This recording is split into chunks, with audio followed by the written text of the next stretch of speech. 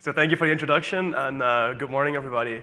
I'm Manu, and I'm very excited to present the results that we have on the security of two-round multi-signatures.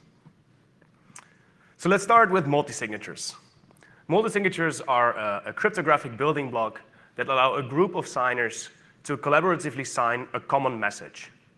So let's say for concreteness, we have Alice, Bob, and Charlie here.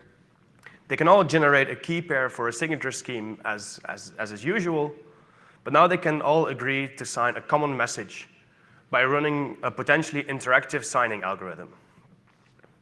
The result of that is sigma is what we call the multi-signature, and now anybody can verify that both Alice, Bob, and Charlie wanted to sign that message M. And the goal here is that the sigma is much smaller than n signatures. Ideally, it's even constant size.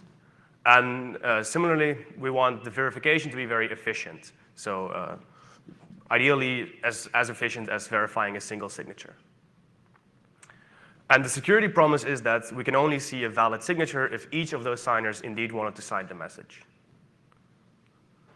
One extra feature that we often like is called key aggregation.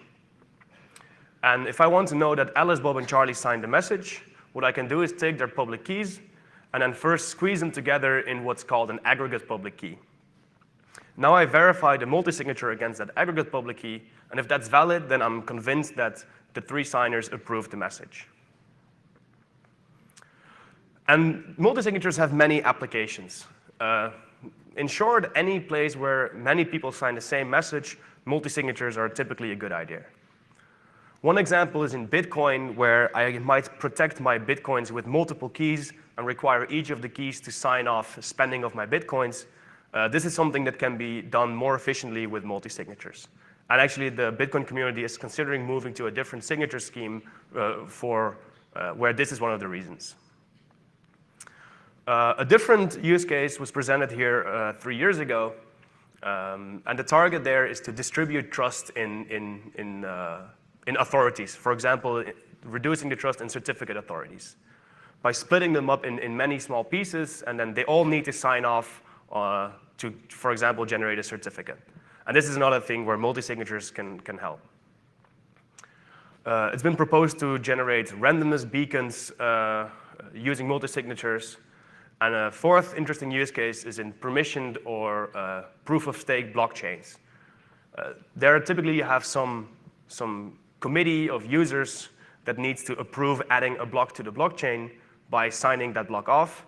And that means they all need to sign the same block, so multi-signatures are useful there.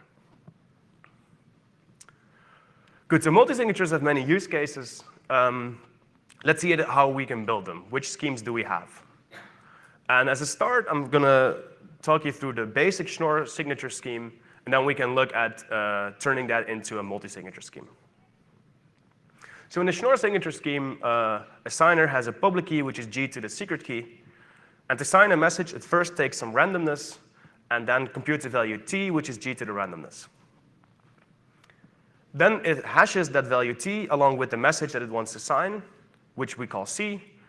And it computes the value S, which is this randomness it chose earlier, plus C times that secret key.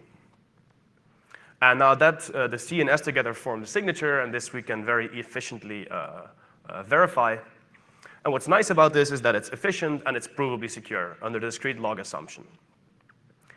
And what's particularly interesting about the signature scheme is that it's very structured. So for example, this S value, the secret key only appears in this value S, multiplied by some constant, and this structure is what is useful, which we'll see later. So many people have tried creating multi-signature schemes out of the Schnorr signature scheme. And first I'll talk you through the standard way of doing that, of how you attempt that, and then we're going to see some problems. So let's say we just take 3 users again, and they all generate their individual key pair. They compute this T value as before, and now they're going to interact and send each other the T value, such that they can all compute the product of the T values, compute the C value as before, and all compute a part of the S value, which they send around. And because of that structure, we can sum that up. And now we have a signature which is small, and we can verify against the product of their public keys. So we can multiply the keys together. We can see that as their aggregate public key. And what we've constructed here with some interaction exactly has the shape of a standard Schnorr signature. So this looks promising, but unfortunately there are some issues here. The first issue is called the rogue key attack.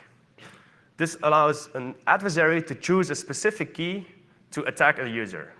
So if we have an honest user on the left with public key 1, now the adversary can choose his public key by taking g to some value divided by this honest user's public key. And because we take the aggregate public key as the product of those individual public keys, the adversary effectively cancels out the public key of the honest user. And that means that it can just compute signatures by itself, even in the name of that honest user, which goes against our security properties. But this attack is not new. This has been known for a very long time, and we have many ways of dealing with this. One way is having different C values per signer. A different way is requiring users to prove that they know their own secret key. Or a more recent approach is doing a bit more complicated key aggregation, where we don't just multiply, but we raise each key to a different exponent. So this problem we know how to address. There is, unfortunately, a second, more subtle issue. And this mainly shows up when you're trying to prove the security of the scheme. When you try to prove the security, you need to simulate signing queries. And in the standard Schnorr security proof, you can do this by what's called programming the random oracle. So you use the fact that you assume an idealized hash function. Unfortunately, in the multi-signature case, this doesn't work because the adversary can control the product of the T values. So this seems like a technicality, but this prevents you from proving security in the way that you expect you could. And many people have tried to address this second issue in varying ways. So Bellara and Naven, for example, instead of using a 2-round scheme, they add an additional communication round to their protocol exactly to avoid the second issue. Bagherzandi et al. Used a more complicated way to compute that T value with what's called a homomorphic equivocable commitment, and then tried to prove security with only 2 communication rounds.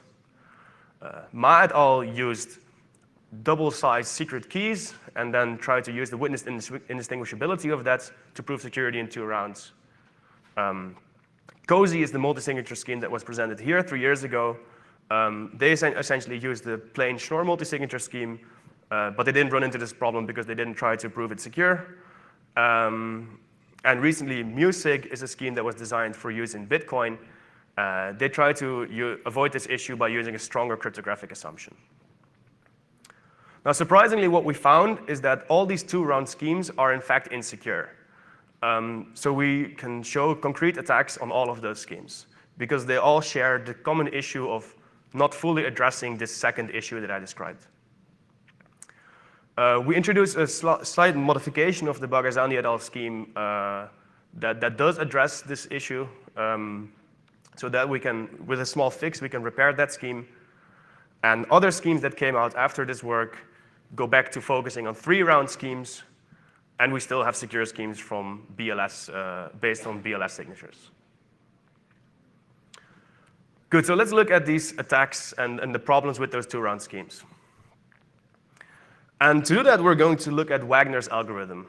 This is a way of solving the so-called k-sum problem. In the k-sum problem, you have k lists of random integers modulo q. And the challenge is find one element in each of those k lists such that they sum up to 0 modulo q. And you can imagine that if q is large, let's say a 256-bit number, this is a very hard problem, right? Because it seems unlikely that some random numbers add up to 0. However, Wagner's algorithm does a surprisingly good job at this problem and solves it in sub-exponential time. This is what we're going to use to do our attacks. So if we think back at the Schnorr signature scheme, we saw that the secret key only appeared in this value s, which was some randomness plus c times the secret key, where c was some hash. So you can imagine that if we have a set of signatures where these C values have special structure, in particular where the C values add up to the hash of a different message, then we can just take the signatures that we have, somehow add them up to come up with a new signature on that different message without knowing the secret key. And so this is exactly the attack that we're going to do. However, finding such signatures is difficult. But what we find is that we can translate this to the k-sum problem. So we can make k lists of different hashes and then run Wagner's algorithm to find nice hashes in those lists such that we get this special structure that we need. And then we can combine signatures that we have into a new signature on a forged message. And so this intuition works on those 4 schemes. So the Bagherzandi et al. Schemes, the Ma et al. Schemes, Cozy, and the first version of Music. Basically in exactly the same way. And while it's not exactly polynomial, because Wagner's algorithm is sub-exponential, it's actually very practical. So we find that for standard group sizes that we use today, if we make only 15 signing queries, we can forge a signature in 2 to the 62 steps. And if we make 127 signing queries, we only need 2 to the 45 steps of computation. So this is very concretely practical. We can forge signatures for all those schemes. You might wonder if we can resolve the situation by taking larger groups, because it's not exactly a polynomial attack. But that actually also seems very unlikely. And that is because what we prove is that you cannot prove the security of these schemes under the one more discrete log problem if that assumption is actually hard. There are some technical restrictions to this statement, but what it really means is that it's very unlikely that these schemes can be proven secure, because essentially all the known techniques that we have wouldn't allow you to prove security of those schemes. And that also in particularly shows that those published security proofs actually contain very subtle flaws, and so there's slight flaws in those proofs. So that was a lot of negative results. Luckily, we also have some positive results. So this Bagherzandi et al. Scheme we can repair with a slight modification. And so that means that we still have a 2-round multi-signature scheme secure under the discrete log assumption.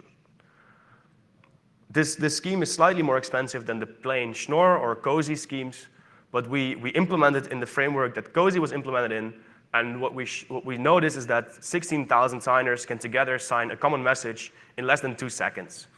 And we saw a slight increase in bandwidth compared to Cozy, and 75% increase in computation, but still this is very efficient and scalable, and so we can use this even for large amounts of signers.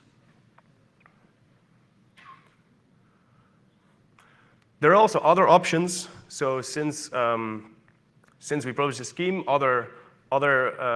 since we published these attacks, other schemes came out that went back to focusing on 3 rounds.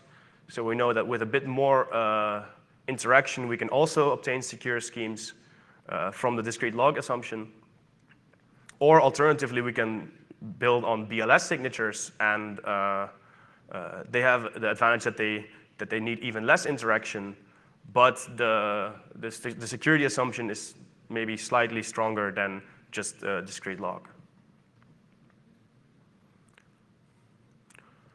Okay, so that was a lot about multi-signatures. Is there a bigger lesson we can learn from this? And I think one thing it shows is that security proofs are extremely important, and that we shouldn't place too much trust in cryptographic schemes that haven't been proven secure. And in particular, also, we shouldn't drop steps from a scheme that seem to be there just to make the proof work, because this is exactly what can get you in trouble. But that's not the full story, because on the other hand, some of these schemes had security proofs that looked extremely convincing, but they did have subtle flaws. And these proofs can really be very difficult to verify. So I think in the future, we really need tool support for checking such proofs. And in summary, I think that this shows that provable security is really not perfect, but still it's the best tool that we have to design provably secure cryptographic schemes. Thank you for your attention.